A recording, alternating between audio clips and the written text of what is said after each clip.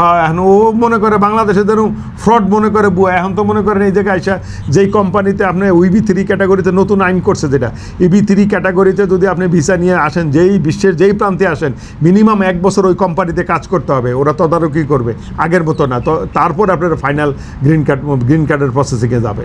তবে এটাও একটা ফ্রড, এটা ব্যবসা করতেছে। এই জন্য বলতেছি যে ভাই, সবাই সাবধান হয়ে যান ভাই। আপনার ওই বাংলাদেশে চাকচিক্য চাটুকারি কথায় বিশ্বাস করেন না ভাই, কারণ আপনি নাম সর্বস্ব কোম্পানি দিয়ে কিন্তু এখন EB3 ক্যাটাগরিতে ভিসা করতে পারবে না। আসসালামু আলাইকুম, আমি দেলোয়ার হোসেন হিরো ইউএসবি ডিভিশনের পক্ষ থেকে দূরে এবং কাছে, দেশে এবং বিদেশে যে যেখান থেকে আমাকে এবং আমার এই ভিডিওটি দেখবেন, টেমারাক ভেটারান পার্ক থেকে সবাইকে জানাই আরেকবার প্রাণঢালা প্রীতি ও শুভেচ্ছা। কারণ এই পার্কটা আমার অনেক প্রিয়, মানে আমার বাড়ির কাছে একটা পার্ক। এটা একটা ভেটারান পার্ক।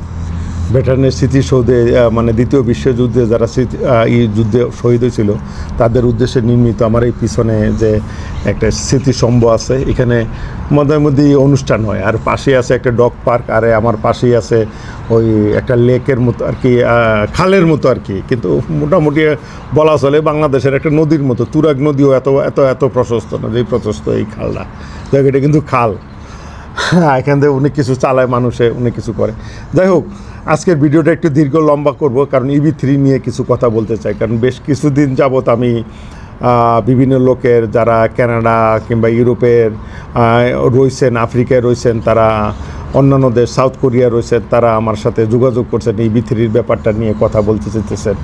তা তাদের জন্য, তাদের উদ্দেশ্য করে তারাই আমার রিকোয়েস্ট করছে। কারণ EB3 নিয়ে কত ভাই, আমি তো আবারও শুরুতে আমি কথাটা বলি ভাই, আমি করজোরে হাত দিয়ে বলি ভাই, আমি কোনো লয়ার না, আমি কোনো সলিসিটার না, আমি কোনো অ্যাডভাইজার না ভাই।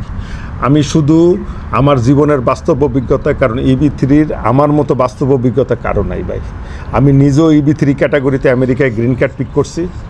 আমার 2 ভাইয়ের জন্য আমি EB3 ক্যাটাগরিতে পরপর 2 বার, একটা 2005-এ, একটা 2009-এ বাংলাদেশে ইন্টারভিউ দিয়েছিল। 2005 আর 2007 আর 2009 দুইটাই রিজেক্ট হয়েছে, এবং সেইটা নিয়ে দৌড়দৌড়ি করছি এবং কিভাবে করছি, যার কারণে আমি আমার অনেক অভিজ্ঞতা আছে।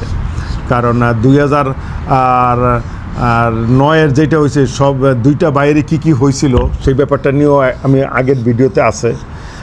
কারণ সব কিছু ঠিক ছিল, ওই অ্যাডমিনিস্ট্রেশন প্রসেসিংয়ে দিয়েই প্রায় 1-1.5 বছর পরে ওরা বলে দিছে যে এই জবটা তোর জন্য অপেক্ষা করতেছে না। এই জন্য যাক, ওই প্রসঙ্গে আমি পরে আসতেছি, হয় না। যার কারণে EB3 নিয়ে আমার একটা বাস্তব অভিজ্ঞতা আছে। আর যার কারণে আমি যখন দেখি যে EB3 নিয়ে সোশ্যাল মিডিয়া এবং ইলেকট্রনিক মিডিয়াতে অনেক হইচই চলতেছে। কারণ ব্যাপার হচ্ছে কি, আমেরিকা এমন একটা দেশ, স্বপ্নের দেশ। এখানে যদি কেউ আপনাকে আশা দিয়ে বলে যে ইমিগ্র্যান্ট হয়ে, সপরিবারে ইমিগ্র্যান্ট হয়ে যাওয়ার একটা সুবর্ণ সুযোগ আছে, কে না লুফে নিব ভাই? সবাই করব। কিন্তু ওই যে আমাদের দেশে মানুষ তৈল গিয়া, মানুষ একটা প্রতিযোগিতা লেগে রয়েছে, কে কারে বোকা বানাবে, কে কারে বোকা বানাইতে পারে, মানে চিটিং বাটপারি করতে পারে। সে যত টাকা পয়সা চিটিং বাটপারি করতে পারে, সে তত মহারাজ আর কি নিজের সবুজ গর্বিত মনে করে। যেমন ইবেলি কয়েকদিন আগে অনলাইন প্ল্যাটফর্ম, আমরা অ্যামাজন, ইবে অন্ধের মতো বিশ্বাস করি। আমেরিকাতে কিছুই হয় না, আমাদের কোনো সমস্যা নাই। বাংলাদেশে দেন ইবেলি কয়েক হাজার কোটি টাকা মেরে নিয়ে যখন জেলে বসতেছে। এই টাকায় সম্মানের কি দরকার আছে, কি লাভ আছে ভাই? এইটুকু চিন্তা করে না।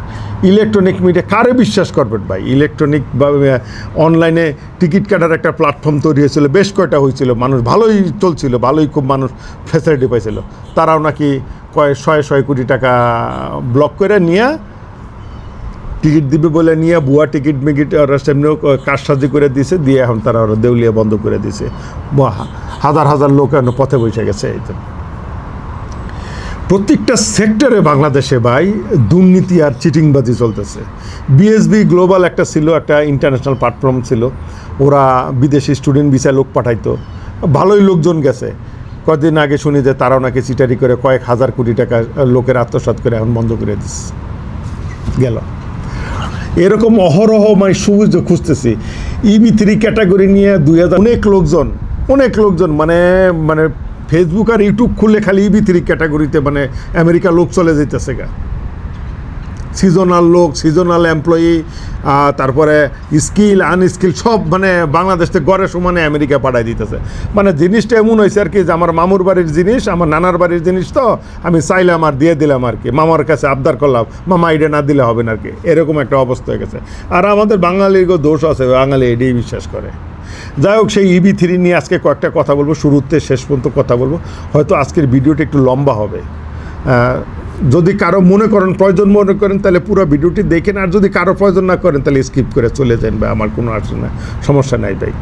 আর যদি কারো কোনো ভিডিওটা যদি উপকারে লেগে থাকে তাহলে অবশ্যই ভাই সাবস্ক্রাইব করবেন, এটা আপনাদের কাছে আমার দাবি। কারণ আমি নিজের খাই কিন্তু বনের মহিষতারে ভাই, এর প্রয়োজনে আমার শ্রম পয়সা সব কিছু খরচ করতে হয় ভাই এই জায়গায়। আর আমি বলি বেলা শেষে কিন্তু আমার কোনো ওই যে ব্যবসা কর্ম, অনেকেই ব্যবসা শুরু করে দিছে। প্রথমে কিন্তু অনেক ইউটিউবে শর্টগোল ছিল, আমি নাম বলতে চাই না। মানে কিছুদিন আগে ওই যে ট্রাভেল ডক্টর, যাকে একজনের নাম বলি, ট্রাভেল ডক্টর ছিল, ওরে বাবা, ওর পেজ খুললে মানে ইউরোপের ভিসা মূল্যে ও বসে রয়েছে আর কি। এখন শেষ, ও আমেরিকা আইসে মনে হয়, আমেরিকা আসার পরে যাই হোক যে কোনোভাবে আমেরিকা আইসে, মাঝখানে কয়েকটা ভিডিও দেখছিলাম, এখন আর ভিডিও দেয় না। এরকম আমেরিকার ইউটিউব নিয়ে আমেরিকা থেকে বহুত লোক, স্বনামধন্য লোক, সম্মানিত লোকরাও ভিডিও করছে, ভিডিও করে এখন যে তারা পিছনে ব্যবসা শুরু করছে আর কি, বাংলাদেশে অফিস খুলে মানে শুরু করছে আর কি, ব্যবসা বাণিজ্য EB3 তার লোক পাঠাইতেছে আর কি। কারণ এই জিনিসটা তো লম্বা প্রসেসিং, এবং কতদিন লাগে এই প্রসেসিংটা করতে আমি আজকে বলবো ভাই। আজকে বাস্তব অভিজ্ঞতার কথাটাই আমি আপনাদের সাথে আজকে শেয়ার করব। প্রথমে তো EB3 ক্যাটাগরিতে সবার আগে হলো কি, EB3 ক্যাটাগরি আমেরিকায় তো এমপ্লয়মেন্ট বেস দুইটাভাবে ইমিগ্রেন্ট ভিসা হয়, একটা হলো ফ্যামিলি বেস, একটা হলো এমপ্লয়মেন্ট বেস। মানে ইমিগ্রেন্ট হয়ে মানে বাংলাদেশ থেকে আপনি যেই দেশের থেকে আসেন, আপনি দেশের আমেরিকার বাইরে থেকে আপনি ইমিগ্রেন্ট হয়ে একবারে পার্মানেন্ট রেসিডেন্সি কার্ড নিয়ে আপনি আমেরিকায় ঢুকবেন, এটা হলো ইমিগ্রেন্ট। আর একটা নন ইমিগ্রেন্ট ভিসা হলো আপনি ট্যুরিস্ট ক্যাটাগরিতে আসবেন, এখানে ঘুরতে আসবেন, ব্যবসা করতে আসবেন, কিংবা ব্যবসা বাণিজ্য দেখতে আসবেন, করতে আসবেন, কিংবা আপনি স্টুডেন্ট ভিসায় আসবেন, এখানে লেখাপড়া করবেন, করে আপনি চলে যাবেন। আর H1B একটা ওয়ার্ক ভিসার সিস্টেম আছে, সিজনাল আছে, এটা বড় বড় কোম্পানিরা, আগে ইন্ডিয়ানরা এদের দখলে ছিল, এখন কিন্তু ইন্ডিয়ানরা যা কই যে ট্রাম্পে মানে মোটামুটি কথা এই একটু চেচ্ছে আমাদের প্রেসিডেন্ট সাহেব, চেতায় এখন এটা বন্ধ হয়ে গেছে। মানে $1 লাখ দিতে হইব প্রতিজনে, $1 লাখ দিয়ে কেডা বাই এমপ্লয়ি আনবো, মানে এটা বন্ধ করার জন্য এটা ঘোষণা দিচ্ছে, যাতে আমেরিকায় নিজস্ব, আমেরিকা ট্রাম্পেরটাও আমি সাধুবাদ জানাই, সে চাইতেছে যে আমেরিকায় সেই মেধাবী তৈরি করুক, সেই স্কিল তৈরি করুক, সেই জবের তৈরি করুক, তারপরে তারা চাকরি করবে আমেরিকা। আমি বাইরে থেকে কী জন্য আনবো? যার কারণে ওই $1 লাখ করা, এটা ইন্ডিয়ানরা সুবিধা নিত, ওই সুবিধাতে বঞ্চিত হয়ে গেল মনে হয়। এখন কে $1 লাখ ফি দিয়া আপনার মনে করেন আনবো সিজনাল ওয়ার্কার আনবো, এইটারে ছিল সিজনাল ওয়ার্কার, কিন্তু টেকনিক্যাল ক্ষেত্রে মানে ইঞ্জিনিয়ার, অ্যাকাউন্টেন্ট এগুলোই আনতো। যাই হোক, এই গেল। আর বাকি যা আছে সবগুলো আপনি আসবেন, আইসে আমেরিকা আপনার কাজটা শেষ করে J1 মানে বহুত ক্যাটাগরি আছে, এটা বললে ভাই 2-4 ঘন্টাও শেষ হবে না, কত ক্যাটাগরির ভিসা আছে। আর অত আমার দরকারও না ভাই, আমি জানি যে B1 B2 আর F1 ওই যে স্টুডেন্ট ভিসা, আর হলো গিয়া ফ্যামিলি বেস আর এমপ্লয়ি বেস ভিসার কথাটাই আমি মোটামুটি এইটি সবার কাছে সচরাচর থাকে, এইটি সবাই জানে। যাই হোক, এখন ফ্যামিলি বেস করতে হলে আপনার ব্লাড রিলেটেড থাকতে হবে। আমি আবারও বলি ভাই, কোনো চাষা ফ্যামিলি বেস নিয়েও একটু কথা বলি আমি আজকে যখন ভিডিওটা শুরু করছি। ফ্যামিলি বেস অনেকে বলে যে আমার মামা থাকে, আমার খালু থাকে, আমার ফুবা থাকে, আঙ্কেল থাকে, না ভাই, তাদের জন্য ফ্যামিলি বেস ভিসা না। ফ্যামিলি বেস ভিসা হলেও যেমন আমি আপনার উদাহরণ দিয়ে বলি, আমি আমার ভাই বোনের জন্য করতে পারবো ব্লাড, আমার ভাই বোন, এটা পরিষ্কার বুঝেন, চাচা তো ভাই বোন না, আপন ভাই বোন, ঠিক আছে? আপন ভাই বোনের জন্য করতে পারবো, আমি মা বাবার জন্য করতে পারবো, আমি ছেলে মেয়ের জন্য করতে পারবো, আমার ওয়াইফের জন্য করতে পারবো, বাইরের কেউ না। এখন আমার ভাইয়ের জন্য আমি করলাম, ওই ভাইয়ের জন্য যখন পিটিশনটা করলাম, ভাইয়েরটা অ্যাপ্রুভ হওয়ার সময় ওর যে ছেলে মেয়ে বউ আছে ওর রেফারেন্সে ওগুলো সবগুলি হয়ে যাবে, কিন্তু মূলত হবে আমি করব আমার ভাইয়ের জন্য, আমি আমার ভাই বোর জন্য করতে পারবো না, আমার বাতিদের জন্য করতে পারবো না। আমার ভাইয়ের যদি হয়ে যায় তাহলে ভাইয়ের বউ আর ছেলে মেয়ে একসাথে ইনক্লুডেড হয়ে যায়, তখন ফ্যামিলিতে চলে যায়। আমি মা বাবারটা করতে পারবো, আমি স্ত্রীরটা করতে পারবো, আমি ছেলে মেয়েরটা করতে পারবো, বাকির কেউ না। অনেকে বলে ভাই আমার আঙ্কেল আছে, আঙ্কেল স্পন্সর, আর ভাই তোর আঙ্কেল কীভাবে স্পন্সর করবো ভাই?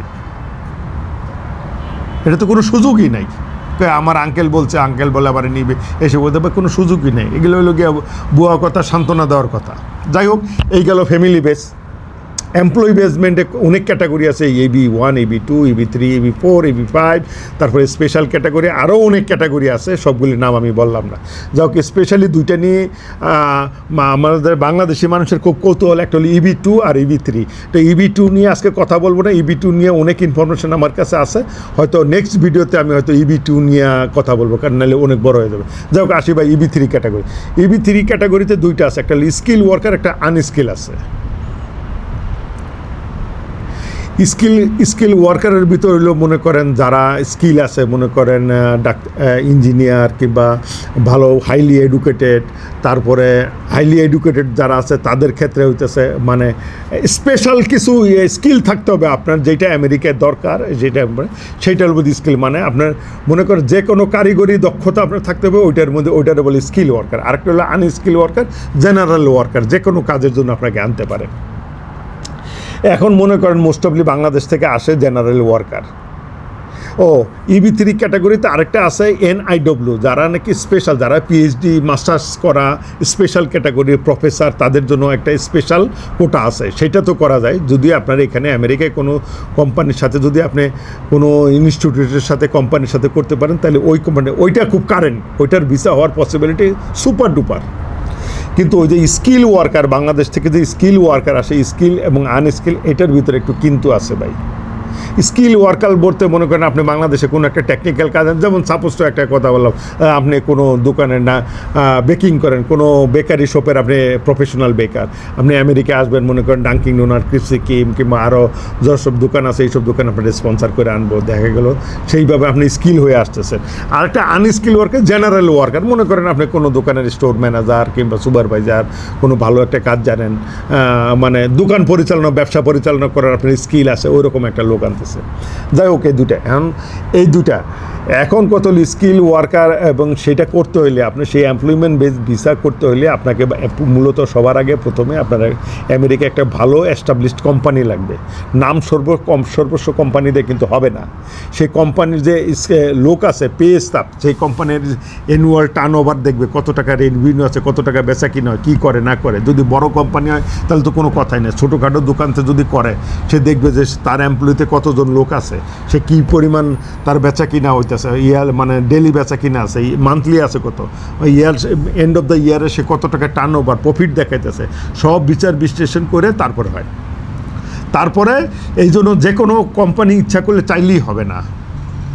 আচ্ছা, মূলত এখন আমি আসি, আপনি কোনো কোম্পানি আপনি পাইলেন আমেরিকায়, কোনো একটা কোম্পানি পাইলেন, কোম্পানি আপনারে স্পন্সার করবে, ঠিক আছে, অ্যাজ এ মনে করেন স্টোর ম্যানেজার হিসাবে আপনারে হায়ার করবে, বেশ ভালো কথা। আচ্ছা, স্টোর ম্যানেজার হিসাবে হায়ার করব। এখন মনে করেন আপনার স্টোরেরও কাজের অভিজ্ঞতা দেখাইতে হবে, লেবার সার্টিফিকেট, প্রথমে কী হবে, সেই কোম্পানি একটা লয়ার হায়ার করতে হবে। লয়ার হায়ার করার পরে মনে করেন প্রসেসিংটা বলি, তা ডিপলি পরেরটুকু আমি পরের পর্বে যাচ্ছি, যে মনে করেন সেই একটা লয়ার লাগবে। সেই লয়ার প্রথমে এই সিস্টেম হলো, প্রথমে একটা দোকান লাগবে, দোকানের পরে কোম্পানি লাগবে, কোম্পানির পরে তারপরে একটা লয়ার ধরতে হবে। লয়ারের পরের ফাংশন হলো গিয়া কার্ডের স্টার্টিং হলো, প্রথম কাজ হলো লেবার সার্টিফিকেশন লাগবে। লেবার সার্টিফিকেশনের পরের কাজ হলো আপনার I-140 অ্যাপ্রুভ হইতে হবে।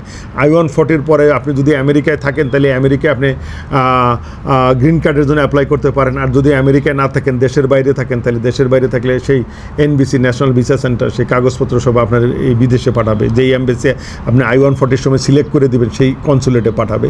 কনসুলেট আপনাকে করবে যে তুমি আসো এই জায়গায়। আর ন্যাশনাল ভিসা সেন্টারে আপনার গ্রিন কার্ডের ফি সব visa fee, support, affidavit of support সব কিছু আপনি জমা দেবেন। জমা দেওয়ার পরে ওরা ইন্টারভিউ ডেট সিলেক্ট করে দেবে। এই আমেরিকার থেকে আপনি ওইখানে যাবেন, US এমবেসি আপনারা বলবে যে তোমার না, অনেক সময় বলেও না, ন্যাশনাল ভিসা সেন্টারতে বলে দেয় তোর অমুক দিন ইন্টারভিউ, ওরা ওই মেসেজ পাঠায় দেয় এমবেসিতে। তো সেদিন আপনি যাবেন, যাওয়ার পরে অফিসার আপনার ইন্টারভিউ নেবে। অফিসার যদি আপনার সন্দেহ মনে করে এই জবের জন্য আপনি ফিট না, তাহলে ও আপনাকে কী করবে, অ্যাডমিনিস্ট্রেশন প্রসেসে নিয়ে দিয়ে দেবে। এইটা আছে, ব্লু কালার আছে, পিঙ্ক কালার আছে, হোয়াইট কালার আছে, ইয়েলো কালার আছে, বিভিন্ন আইটেমে বিভিন্ন সেক্টরে 3টা পেপার আছে, 4টা পেপার আছে।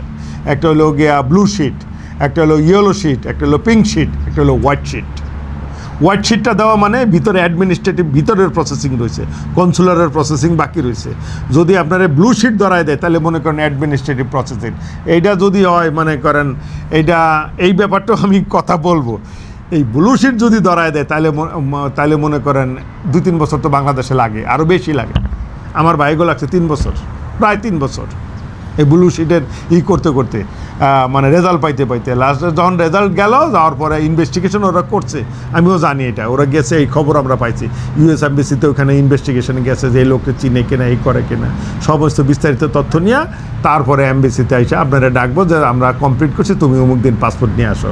আসার পরে যদি ওরা স্যাটিসফাইড হয় তাহলে আপনাকে বলবে যে তুমি পাসপোর্ট রেখে যাও, আর যদি না হয় তাহলে একটা হোয়াইট কাগজ ধরাই দিয়া মানে দিয়ে দেবো যে আমরা তোমার ভিসা দিতে পারলাম না, এই সব কারণে তুমি পরবর্তী পর্যায়ে তুমি ন্যাশনাল ভিসা সেন্টারে তুমি যোগাযোগ করো, বা শেষ, কাজ শেষ। ও আপনার ভিসা ক্যান্সেল করার মতো, অ্যাপ্লিকেশন ডিনাই করার মতো ক্যান্সেল, ও সন্তুষ্ট হয় নাই, সেই সন্তুষ্ট রিপোর্টটা ন্যাশনাল ভিসা সেন্টারে পাঠিয়ে দেবো। ন্যাশনাল ভিসা সেন্টার বলবো যে আমরা গিয়েছিলাম, তোমরা যে কাগজপত্র দাখিল করছো যে আমরা বাস্তবিক সেই জিনিস পাই নাই, সেই স্কিল না, সেইভাবে দক্ষ না, এই জন্য হয় নাই।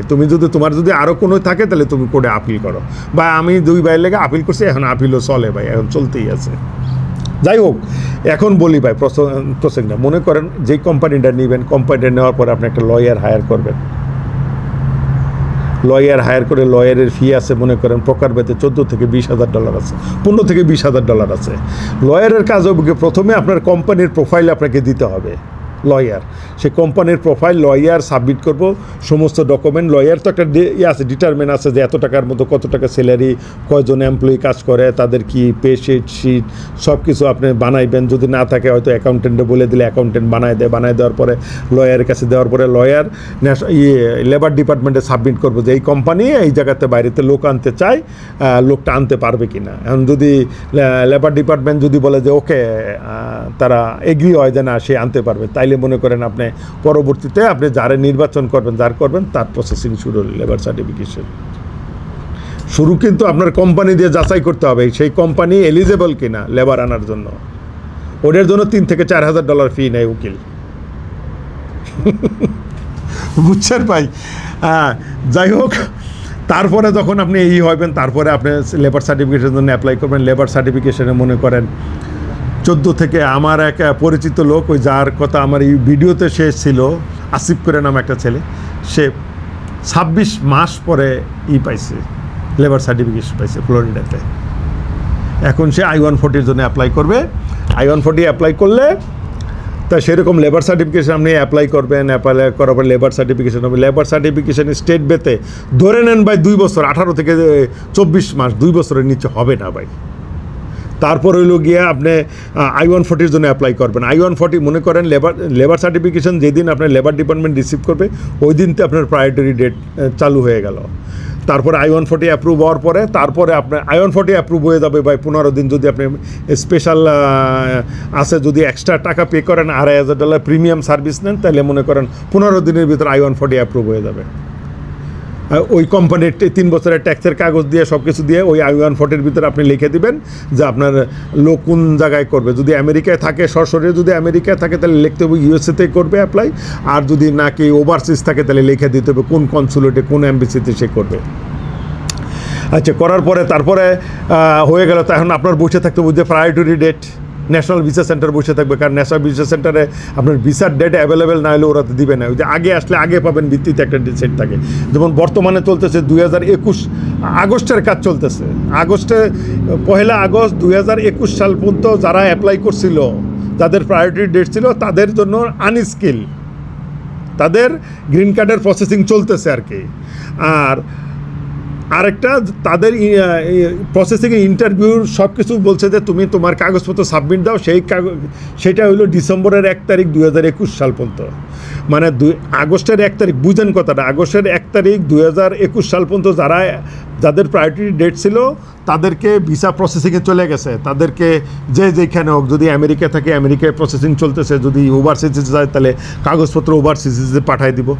আর ডিসেম্বরের 1 তারিখ এখন রাইট নাও, এই ডিসেম্বর মাসে যে প্রায়োরিটি, ডিসেম্বরের 1 তারিখ 2021 সাল পর্যন্ত যাদের প্রায়োরিটি ডেট ছিল, ওই আগস্ট থেকে ডিসেম্বরের ভিতরে এই 3 মাসের ভিতরে যাদের প্রায়োরিটি ডেট ছিল তাদের কাজ প্রসেসিং করতেছে। কারণ এটা করতে তো সময় লাগবে।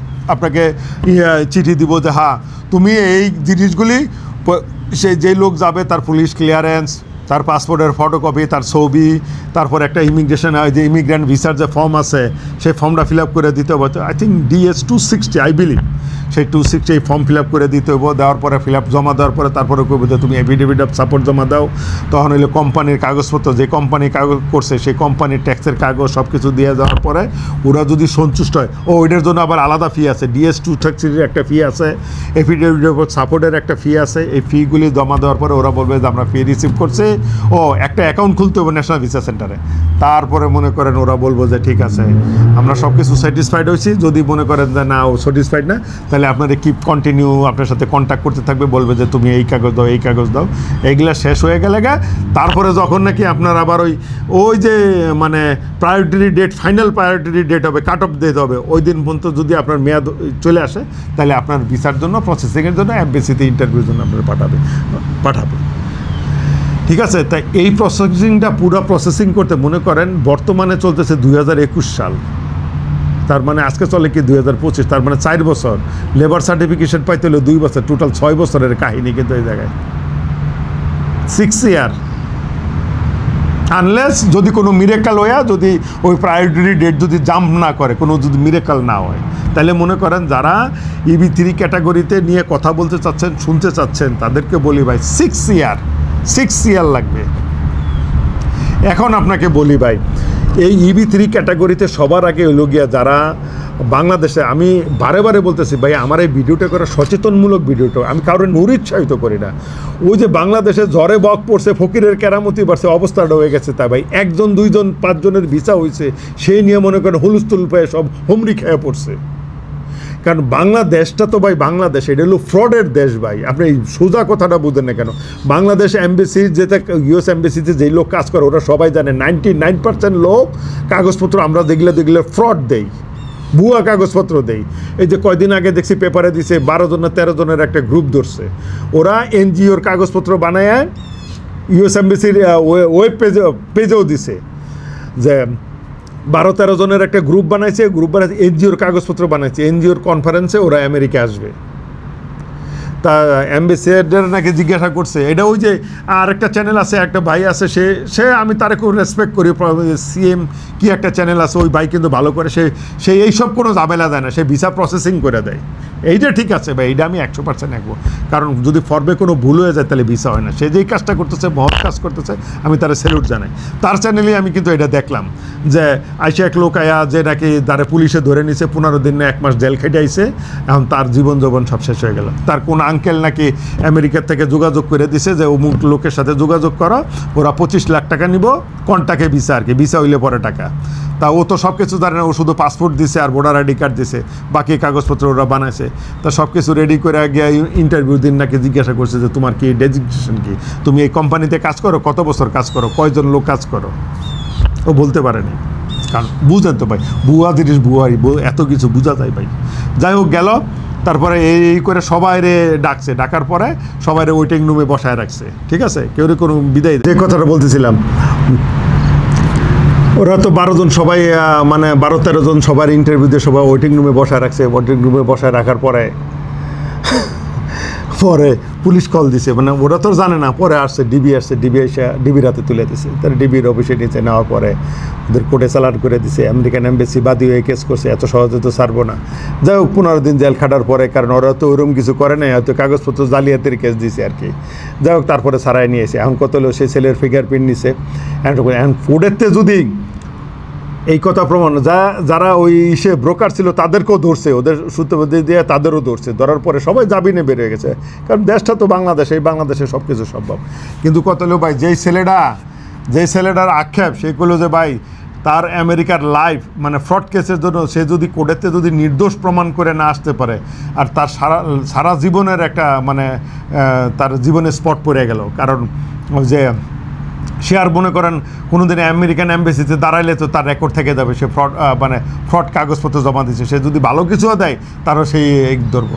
তো এই জন্য বলতেছি ভাই, যে এই দেশে যেই দেশে এত ফ্রড ভাই, ওই দেশে কীভাবে সম্ভব ভাই? বাংলাদেশের এমবেসি, ইউনাইটেড আমেরিকার এমবেসি ওরা ভালো করে জানে ভাই, এই দেশের সব কিছু জালিয়াতি করে, সব কিছু সম্ভব এই দেশে। তা এই কারণে আমি বলি যারা নাকি বাইরে থেকে করেন এখন আসেন ভাই, যে কথাটা আমি বলার জন্য আজকের এই মূল ভিডিওটা করে ওনারা অনুরোধ করছে, যদি কেউ দেশের বাইরে থাকেন, আমি আবারও বলি অনেকে এটা ভুল ধারণা আছে, যদি আপনি দেশের বাইরে থাকেন, বাংলাদেশের বাইরে থাকেন, বাংলাদেশের বাইরে থাকলে আপনি সেই দেশে তো কিন্তু যদি আপনি EB3 ক্যাটাগরি কিংবা স্কিল আনস্কিল অন্য ক্যাটাগরিতে যদি কোনো রিলায়েবল এজেন্সির মাধ্যম দিয়ে যদি আপনি করতে পারেন, যারা আমেরিকায় আছে সেই সব লোক যদি করতে পারেন, যদি মনে করেন যে 6 বছর অপেক্ষা করতে পারেন, তাইলে মনে করেন এই রাস্তায় নাইবেন, নাইলে ভাই এই রাস্তায় নাইবেন না ভাই। এখন কত হইলো ভাই, যদি আপনার এই জিনিসটা সবচেয়ে বেস্ট হবে কি জানেন, যে আগে ওই কথাটুকু শেষ করেছে, মনে করেন আর আপনার যদি কেউ কি বলছে না হচ্ছে ভাই আপনি বাংলাদেশে ইন্টারভিউ দিতে হবে না, আপনি যেই দেশে থাকেন, মনে করেন আপনি ইটালি থাকেন, ইটালির পাসপোর্ট আছে, ইটালির PR আছে, পার্মানেন্ট রেসিডেন্ট কাজ আছে, আপনি ইউরোপের যে কোনো দেশের, দ্যাটস নট অনলি ইউরোপ, আপনি যদি ওই মনে করেন মালয়েশিয়া থেকেও যদি আপনার পার্মানেন্ট রেসিডেন্সি কার্ড থাকে, permanent resident, not for the work পারমিটে হবে না, পার্মানেন্ট রেসিডেন্স, এটা ফলে ইউএসের ব্যাপারে, আমি অন্য দেশের ভিসা হবে, কিন্তু ইউএসের ভিসার জন্য আপনার ওই দেশে পার্মানেন্ট রেসিডেন্স হইতে হবে, নাইলে আপনি ওই দেশের সিটিজেন হইতে হবে, এই দুইটার একটা হইতে হবে, হইলে কী হবে আপনি ওই দেশে US এমবেসি আপনি ফেস করতে পারবেন, নাইলে আপনার কী করতে হবে ভাই, আপনার বাংলাদেশে যাইতে হবে। মনে করেন আপনার মালয়েশিয়ার ওয়ার্ক পারমিট আছে, আপনার সব কিছু হইলো না ভাই, আপনি পারবেন না, আপনার বাংলাদেশে যাইতে হবে, বাংলাদেশে গিয়ে ইন্টারভিউ দিয়ে ফেস করতে হবে। আবার হ্যাঁ, আপনার মনে করেন মালয়েশিয়া, জাস্ট কথার কথা বলি, মালয়েশিয়ার পার্মানেন্ট রেসিডেন্সি কার্ড আছে, মালয়েশিয়ার IC আছে, কিংবা মালয়েশিয়ার পাসপোর্ট আছে, আপনি মালয়েশিয়া ইন্টারভিউ দিতে পারবেন। তবে হ্যাঁ, ওই যে কথা বললাম না যে বাংলাদেশের মানুষ এই US এমবেসিতে যারা জানে সবাই ফ্রড করে ভাই, বিদেশে এটা করে না। আপনি যদি মনে করেন বিদেশে EB3 ক্যাটাগরিতে আমি বাংলাদেশিকে নিশ্চিত করি, যারা বাংলাদেশে ইন্টারভিউ দিবে তাদের হওয়ার সম্ভাবনা মনে করেন 5%ও নাই, কারণ এত ফ্রডের ভিতরে 2-1টা লাকিলি হয়ে যায়। প্রসেসিং ভাই সবারই এক, আপনি যেই দেশে থেকে করেন, আপনি ইউরোপে থেকে করেন, কানাডায় থেকে করেন, মেক্সিকো থেকে করেন, ব্রাজিলে থেকে করেন, সবাই সিস্টেম এক। কিন্তু ওই যে বললাম বাংলাদেশে তো আপাতমস্তক মনে করে আমরা ফ্রড, বিদেশে তো এটা মনে করে না। আপনার মনে করেন বিদেশে আপনি যদি মনে করেন জার্মানির একটা এমবেসিতে আপনি ফেস করবেন, জার্মানি এমবেসি আপনার US এমবেসি আপনারা যেভাবে ট্রিট করব, আপনি কি মনে করেন বাংলাদেশে ওইভাবে আপনারা ট্রিট করব? আপনি তারপরে আবার বলি লেবার সার্টিফিকেট আবার যারা বিদেশ থেকে করবেন, আমি সবার কাছে অনুরোধ করে বলি, মনে করেন যারা সাউথ কোরিয়া থেকে করবেন কিংবা সাউথ আফ্রিকাতে করবেন, জার্মানিতে করবেন, ফ্রান্সেতে করবেন, মানে ইউরোপের যে কোনো দেশেতে করবেন, কানাডাতে করবেন, ভাই পারলে যখন লেবার সার্টিফিকেশন করার সময় কিন্তু একটা জবের এক্সপিরিয়েন্স দেখাতে হয়, যে আপনি যে ম্যানেজার, আপনি যে জব করছেন, আপনার এক্সপিরিয়েন্স কি, আপনি 2 বছর 3 বছরের একটা এক্সপিরিয়েন্স দেখাতে যে আপনি ওই কাজে অভিজ্ঞ, নাহলে ভাই লেবার সার্টিফিকেশন হয় না। এটা হয়তো কি জানেন, যেই কোম্পানি করেন ওই কোম্পানি হয়তো ভুয়া বানায় দেয়, কারণ এজেন্সি তো সব কিছু করে দেয়, কিন্তু আপনি যখন নাকি নিজে লয়ারের সাথে ডিল করবেন, নিজে যখন যাবেন, তখন দেখবেন এই কাগজপত্র আপনাকে বানায় দিতে হবে, হয়তো আপনি জানেন না। আপনার একটা জব এক্সপিরিয়েন্স ছাড়া ভাই যে কোনো জায়গায় আপনি খালি যদি রেজুমি কোন জায়গায় দেন, ওই জায়গায় কি চাকরি হয়? অর্থাৎ ন্যূনতম লেখে দিতে হয় যে আমার অমুক জায়গায় 6 মাসের একটা এক্সপিরিয়েন্স আছে। সেরকম তদাপরি ওই লেবার সার্টিফিকেশনের জন্য যদিও আপনি আনস্কিল হন, আপনি যে ম্যানেজারে চাকরি করছেন, এই ম্যানেজার একটা দোকান চালাইতে কী কী লাগে সেই জিনিসটা তো আপনার লিখতে হবে, আপনার বায়োডাটা তো লিখতে হবে, একটা রেজুমি তো দিতে হবে ভাই, CV দিতে হইব তো, যেটা বাংলা ভাষায় সিভিতে ভুয়া দেন আর ওই মিথ্যা দেন, সঠিক দেন, আপনার CV দিতে হবে। তবে চেষ্টা করবেন যারা CV বিদেশ থেকে যারা চেষ্টা করবেন, বাংলাদেশের বাইরে যারা চেষ্টা করবেন, বাংলাদেশ, ইন্ডিয়া, নেপাল, পাকিস্তান বাদে অন্য যেই দেশেতে সবাই চেষ্টা করবেন, আমি শিওর ভাই, ড্যাম শিওর ভিসা হয়ে যাবে ভাই। যদি 6 বছর যদি রিলায়েবল ভালো কোম্পানির মাধ্যমে কন্টিনিউ যদি ওইভাবে করতে পারেন, কত হলে 6 বছরে তো মানুষ হারায় যায়। এই যে বাংলাদেশে কি সিস্টেম কি করছে, আপনি প্রথমে যাবেন, আপনার কইব ভাই আপনি $5,000 দেন, আপনার সাথে ভাই $5,000 দেন, আমরা লেবার সার্টিফিকেশন শুরু করলাম। আচ্ছা ঠিক আছে, লেবার সার্টিফিকেশন হয়ে গেল, লেবার সার্টিফিকেশন হইতে ফিটি লাগে না, যাই হোক, তারপরে কী করবো ভাই, আপনার I-140 জন্য অ্যাপ্লাই করতে হবে, আপনার আরও $5,000 দিতে হবে আমাদের ফি, আর হলো I-1 ফি, প্রসেসিং, এই সেই আগ্রম বাগ্রম 15 দিনে করে দেবো, আরও 4-5 তাই মনে করেন $15,000 নিল। $15,000 নেওয়ার পরে আচ্ছা ঠিক আছে ভাই, আপনার I-140 অ্যাপ্রুভ হয়ে গেছে, জাস্ট কথার কথা, I-140 মনে করেন অ্যাপ্রুভই হইলো, কোনো সমস্যা না, অ্যাপ্রুভ হয়ে গেল। কিন্তু তারপরে কি, তারপরে তো আরও 3-4 বছর তো অপেক্ষা করতে হবে, সেই পর্যন্ত তো মনে করেন থাকবো না। আজ পর্যন্ত শুনছেন যে বাংলাদেশে কোনো একটা অফিস 10 বছর ধরে 5 বছর ধরে আছে। আমি মায়ামিতে আমি 2000 সালে, আমি 2000 আগের কাহিনী জানি না, 2000 সালে যেই উকিলের অফিসে গেছি সেই উকিল আজকে 25 বছর সেই একই জায়গায় একই প্লেসে আছে। উকিল চেঞ্জ হয়ে গেছে, অনেক উকিল নতুন পুরাতন আইছে, কিন্তু যার যে মিন্ডি এখনও বাইসে আছে, বুড়ো হয়ে গেছে, এখনও আছে। ও কেস কম নেয়, কিন্তু ওর আন্ডারে অনেক উকিল আছে, ওরা কাজ করে। বাংলাদেশে একটা অফিস দেখান ভাই, বাংলাদেশের রিক্রুটিং এজেন্সি আছে কিংবা রিক্রুটিং যারা ম্যান পাওয়ারের সাথে জড়িত, এরকম একটা অফিস আপনারা আমারে দেখান যে এই অফিসটা আজকে 2-5 বছর ধরে আছে। তার মানে মনে করেন আমি কইতেছি এই যে $15,000 করে নিল, যদি 50টা লোকের কাছ থেকে যদি বাংলাদেশে 50টা 100 লোকের কাছ থেকে কোনো ব্যাপার না, কোনো ব্যাপারই না। আমি যদি আজকে আমার এলাকায় যদি আমি কই যে আমি গ্রিন কার্ড দিয়ে লোক নিবো 10 লাখ টাকা করে দিতে ভাই, টাকার অভাব হইতো না, টাকার চড়াচড়ি করে দেবো। যে টোটাল 25-30 লাখ টাকা কন্ট্রাক্ট, 10 লাখ টাকা এখন দিবি। মনে করেন আমি 100 লোকের কাছে যদি 10 লাখ টাকা করে দিই, আপনি বুঝেন 1-2টা টাকা পাই। সেই রকম মনে করেন যে অফিস খুলে চাকচিক্য অফিস খুলে, ওরে বাবা সে অফিসের স্টাইল কি দেখলেই মাথা খারাপ হয়ে যায়। আর আমেরিকায় কোনো একটা লয়ারের অফিসে দেন গিয়ে টেবিল চেয়ার ছাড়া কিচ্ছু নাই। যাই হোক, এই জন্য বলি যে বাংলাদেশে ভাই আপদমস্তক বা ফ্রড ভাই, এই ফ্রডের কীভাবে ভিজিট করবেন। আর আমি আবারও বলি ভাই, আমি তো কোনো উকিল না ভাই, আমি আপনারা সচেতন করি, তারপরে আপনারা টাকা দিবেন, কারে কী করবেন না করবেন আপনারা জানেন ভাই। কারণ বাংলাদেশ থেকে EB-3 ভিসার সম্ভাবনা 5%ও নাই ভাই। হ্যাঁ, 2-1টা হয়েছে, করোনার সময় হয়েছে, করোনা পরবর্তীকালে কিন্তু গড়ে আমেরিকার ভিসা প্রচুর ভিসা হয়েছে, ওই এখন হয় না দিয়ে ভাই। কিন্তু এখনও কিন্তু ফেসবুকে কী সুন্দর চাটুকদারি বিজ্ঞাপন দিতেছে, বয়স্ক লোক দাড়ি-দড়িওয়ালা লোকজন কী সুন্দর বিজ্ঞাপন দিতেছে। এই যে এই একটা ফ্যামিলি আজকে আমাদের সাথে জয়েন করলো, EB-3 ক্যাটাগরিতে সে চলে যাবে, EB-2 ক্যাটাগরিতে চলে যাবে। EB-2 ক্যাটাগরির জ্বালা কি জানে? এটা নিয়ে পরবর্তীতে আরেকটা ভিডিও করবে, কারণ অনেক লম্বা হয়ে যাবে। যাই হোক, সেই জন্য বলতেছি ভাই, যদি বিদেশ থেকে দেশের বাইরে থেকে বাংলাদেশ বাদে কেউ যদি করে থাকেন, যদি রিলায়েবল, সবচেয়ে বেস্ট হবে আপনার কোনো নিজস্ব লোক আমেরিকায় যদি এটা ডিল করে। এটা তেমন কিছু না ভাই, যদি কোনো একটা কোম্পানি যদি থাকে, একটা উকিল ধরলে বাকি সেই কাগজপত্র বেশি না, অল্প কিছু কাগজপত্র দিতে, কোম্পানির কাগজপত্র তো সবই আছে। এখন তো হোয়াটসঅ্যাপে সব হয়ে যায়, কোম্পানির কাগজপত্র, কোম্পানির ট্যাক্সের কাগজপত্র, এই তো, আর তো কিছু না ভাই, আর আহামরি কিছু না ভাই। এটা বাকি যা আছে সব উকিলই করে, টাকা পে করতে হবে। তা আমি যতদূর জানি যে কোনো একটা উকিলের ফি ভাই 15 থেকে 20,000-এর নিচে হবে না। মনে করেন 15-20,000 আছে, আরও $4-5,000 ধরেন আরও খরচ আছে, এক্সট্রা খরচ আছে। যদি কেউ বিনা টাকায় আপনারটা করে, মনে করেন এখন কত হয়েছে ভাই, আমি আমার বসে আমারে করছে, আমার জানা মতে যে সেলের কথা কই, সেলের করতে $20,000 নিছে ওই কোম্পানিতে কুত্তার মতো কাজও করে, আবার $20,000 নিচ্ছে। তার মানে ওর খরচ হইতেছে কত, প্রায় ওভার $40,000। আর শ্রম দিতেছে, এটা হলো গিয়া দিন রাত নাই, সমানে নাই কাজ করতে হইতেছে যখন দরকার, কারণ ওই যে মানুষ সুযোগের সদ্ব্যবহার করে। তার মানে $40,000 দিকে গেল, আর আমরা বাংলাদেশে কয় 20-25 হাজার টাকায়, 20-25 লাখ টাকায় নিয়ে দেবো ভাই। হাউ ইট পসিবল ভাই?